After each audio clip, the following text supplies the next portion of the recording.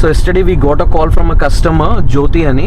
So she wanted a site visit and community name is Sark Garden Villas at Mokila.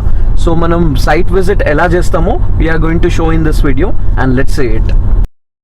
So ఇప్పుడు నా వెనకాల ఉన్న విల్లానే మనం ఇవాళ విజిట్ చేస్తున్నాము. So let's get in.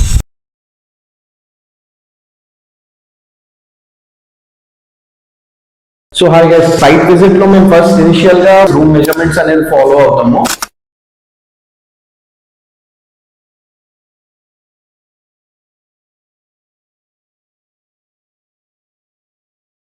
So room measurements basically length and width కాకుండా length, width and height and diagonal measurements of two sides. So ఈ room diagonal measurements చూసినట్టయితే ఒక సైడ్ 21 ఉంది, ఒక సైడ్ 21.8 ఉంది.